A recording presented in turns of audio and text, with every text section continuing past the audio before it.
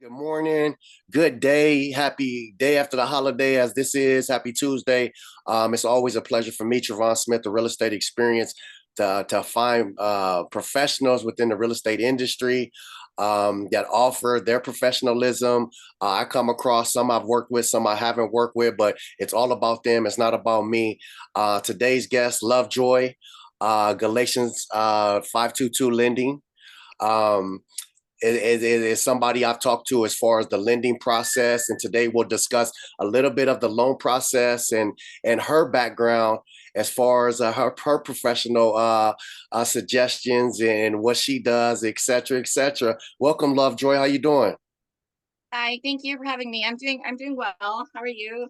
I'm doing good. I'm doing good. So we always start off. I want to talk a little bit about your journey, who you are, how'd you get into real estate, how'd you get into all the aspects that you got into, because you have a wide range of career of professionalism in the industry. Thank you. Yeah, so I mean, I've always been a little bit in the mortgage side, more of the finance. So I did study finance, and when I graduated, I jumped into mortgage finance. I did a little bit of origination, and then I quickly went into underwriting, and I stayed mostly in underwriting. So I'm very familiar with the background of what happens once the loan is taken and the documents are reviewed.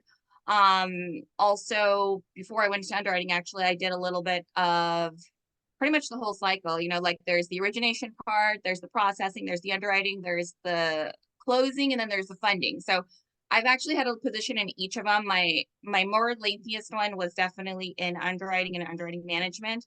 And I've done little seasonal positions in taxes. So again, that just only strengthens the underwriting part of it, as well as now opening up my own mortgage brokerage firm, like you mentioned, Galatians 522 lending. So definitely taking the application, very confident in that, and seeing the numbers and giving the client definitely a more simple or streamlined process of explaining them and giving them that confidence they need to let them know they're in good hands, and explaining every step of the way for them. Definitely somebody in good hands, because people might not realize how important the experience is behind the mortgage industry. And with somebody from your experience, from taking the loan process to all the way to underwriting. So for people that may not know underwriting, you want to make your best friends, you want to send them lunch, flowers, you want to send them everything you can, um, off record. But can we talk a Off little record. off record? I know the process. Can we talk a little bit about the loan application process? You don't have to go into, because we know this could be a 3 hour seminar. You know, Right. just as if a client gave you the loan application, how can you tell right away if the loan may be good or not so good or may need some work? And just talk about that first step process. Right. So the application process really is getting to know the client, getting to know what their wants are, their needs, and their goals. That I think plays a huge aspect in how the loan can be structured. So the application really entails, I think the three main parts is definitely the income. There's the credit pool, which would show the liabilities, and then there is the assets of how much the client has, which is really significant when they're purchasing a home. So we can kind of structure as to how much of a down payment we're gearing for the client to have, as well as how much reserves they would have left over. But the main thing in gearing how much buying power a client would have when the application is taken is definitely looking at their income. You want to do a 50% debt to income ratio. And then the way that's looked at is, you take their income. I mean, again, depending if they're self-employed, if they're a wage earner, the calculation can be different. So once you get the calculation of that, you do 50%. Now you would look at, that's where now the credit report comes in, and it's significant as to how much of liabilities are shown on the credit report. And again, structuring the loan and finding out what the client's goals are, it would be very important, because if you have a client who their credit report shows um you know a significant amount of liabilities, but they're willing to pay it off with the assets they have, then you can say that your client does have more buying power, because those liabilities won't be there for underwriting to take into consideration when they're doing the debt to income ratio. But if the client's not willing to pay it off, or say they decide to get a new car in the middle of the loan application, that can also have an impact in lowering their buying power. So again, it's really knowing the client's goals at the beginning, and letting them know the whole process so that they know when to put into play like their wants of like maybe upgrading their car, like I said earlier. Or maybe I had a client recently who she had two cars on her credit report, and her goal was really to buy the home. So after speaking to her, she was like, you know what, I don't need two cars. And she's like, I really want to focus on my buying power. And so she returned one car. The other car she had was a loan. And again, with a loan on a car, and if it's a 10-month balance or less, then we don't have to include that on the debt to income ratio. So again, her buying power increased significantly because we got rid of one car, which she agreed she didn't need it. She was just paying extra insurance. She was just paying extra parking spot in her place for it. So she got rid of that. Her buying power increased, and then her balance for the other car, again, less than 10 months, it increased her buying power. It was as if she had nothing on her credit report. And she went full on to make purchasing her home her main goal. And that's something, if you're tuning in, it's the real estate experience. We're talking to LoveJoy, established a real estate professional, with all education and all professionalism as far as the real estate background. Especially my favorite part is the underwriting. As far as the buyers, I want to talk because you hit a couple gems in there. It might have went over a lot of people's heads because you have to really be into this world to understand everything you're talking about. As far as the buyers, isn't it? It's so important for the buyer to be like you just said. The lady she was straightforward and determined to get a house.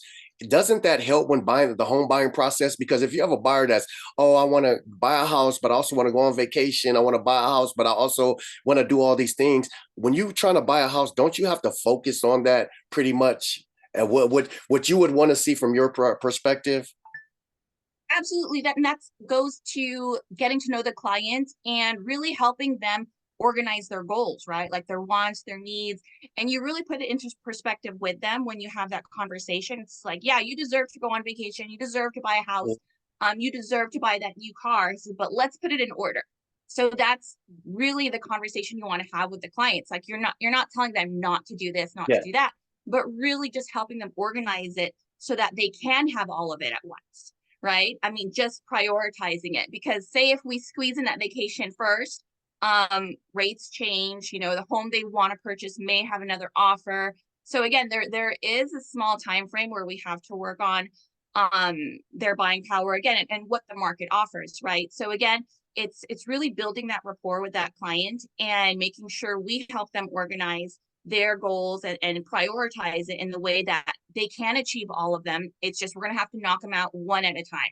So I think having the client really see that on paper when you lay out all the financial aspects, they're like, okay, yes, you're right. Let me do one thing first, and then I'll go back and probably upgrade my car later. And again, with the other client that I had, her goal was to buy a home, and then later she wants to build on that and buy rental property. So again, I gave her it's about educating the client, and again, knowing their goals and letting know what options they have. So it said, even if you're in the market right now and you have that idea to buy a rental property in the future, I said it's a good way to look at it as when you're going out with your realtor, to think about maybe you don't need to get your dream home right now. You can buy a primary home for 1 year, and then continue to look and get your rental property, because you could easily flip that after you live in it for a year into a rental, but you have that great primary income or primary home rate on it,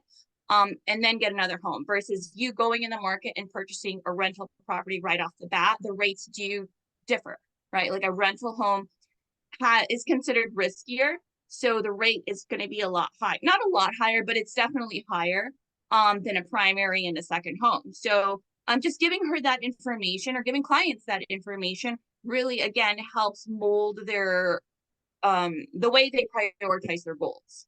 And I think that's important. I'm working with a client right now, and every home we look at, they want to take this from that home and that from this home, and And I explained them because a lot of people think the first home you move in is your dream home. It doesn't have to be your dream home. It's a gateway home. You can use it to rent out later, to put some of that money reserves, for the newer house you want, or investment, or however you want to do it. So that's the world we live in, where we're kind of giving people options. We're not telling people what to do. We just say, hey, like you said, you can do the vacation, you can do all this stuff, but we just let me know what you want to do, so we can prioritize whether I need to, 3 months or 6 months from now or now. So we talked about the loan process, getting put in your hands, coming up with the DTI. I believe the next process we would talk about, maybe, is going into the pre-approval. Yes, so Yeah. there's two ways you can do the pre-approval. You can do a fully underwritten pre-approval, or you can just do a pre-approval without it going into underwriting yet. So it really depends on how quickly you need the pre-approval letter. Typically the pre-approval letter, it could be done within 24 to 48 hours. If you want the fully underwritten one, it would take a few more days to get it in front of the underwriter. Again, once I provide the pre-approval letter, I do feel very confident in it, since like I said, I have a huge underwriting background. I was in underwriting for about 10 years, and then managed a team for a year and a half, almost 2 years. So more on the pre-approval fully underwritten though. I would recommend that if the client is in the mindset of moving as quickly as possible, because the fully underwritten one allows the income to be reviewed, the credit to be reviewed, and the assets to be reviewed. So the only thing missing really is the collateral, and the collateral is everything to do with the home, right? So once the home is found and you're under contract, now the approval of the home is going to be looked at. So it's just the purchase contract, the appraisal, the insurance, the title. So you really can look at the loan process as two different approvals, right? We have the client approval, which has everything to do with the client, like I said, the income, the credit, the assets. And then we have the collateral approval, which is the home itself. So when the client is already pre-approved, fully underwritten, the collateral approval goes so much faster. It's pretty much just the appraisal that needs to be scheduled. The client probably already has an estimate for the insurance, and the client, I would say, closes much sooner than 30 days. Okay. So that would allow, I don't know, sometimes that's such a huge play, I guess, on the realtor part, to let the sellers know, if they're on that time crunch, also to have a fully underwritten pre-approved client versus Yes. a pre-approval letter, just a pre-approval letter. Well, yeah, it definitely works out, so there's no secrets in our undiscoveries at the end. So I definitely like to get mine fully vetted. I'm enjoying it. I'm learning a couple little things, like I didn't know about the 10-month. If the client has a 10-month left on their loan, that it's not really contributed to the DTI. So that's definitely some information as you're dropping gems on us today. I want to skip a little bit between the things, because I told you it was going to go by fast. I was going to try to get as much as I needed from you. We're probably going to go over, but I want to talk a little bit about the underwriting process. What's some things that you look for? What's some red flags? I just want to pick your brain, not from the real estate agent aspect, but just so people can know, it's like, hey, you guys need to clean this up or whatnot. What's some things that they can avoid doing to help the process for the underwriter as yourself? Yeah, so definitely when underwriting is reviewing, there's consistency that's looked at. So there's always a 2-year history consistency. We don't want to see like income be really low and go up, or be really high and go down. So we want to see what the middle ground is, or a consistent income level. So if there is a gap, like I would say, if it drops more than 10%, increases more than 25% from year over year, that does need to be explained as to why that happened, because the underwriter is trying to find something that would be consistent to make the 30, depending on the program, right, to make the 30-year payment plan for the amount that the loan is amortized over. So with income, definitely looking for consistency. When assets are reviewed, or again, I guess consistency is the main objective throughout all the income, assets, and the credit. So when assets are looked at, we look at the balances and see if there's large deposits that brought up the balance for any reason. So any large deposits, I would say more than 25% of the client's income, that's deposited, we'd want to know an explanation for that. We'd want to know what was deposited, why it was deposited.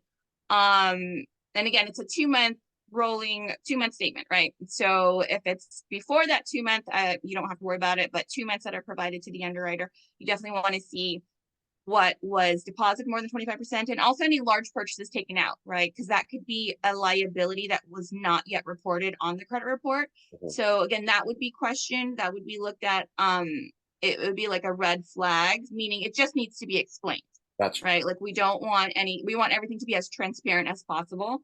Same thing with credit. We want to see, no lates. If there is a late, we want that explained. Definitely no lates for any mortgages that you have on there. If it's more than 12 months, you could probably get away with it, but you do need it explained.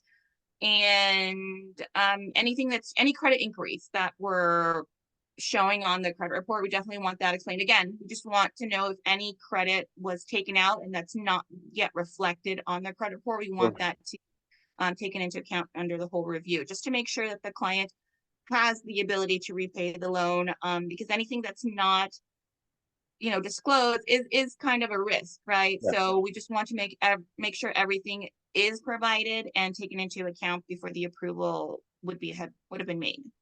Yeah, they definitely a detailed financial background check to a certain degree, which is, what we need to know about your financial histories. We don't like no quick money flashes in or out.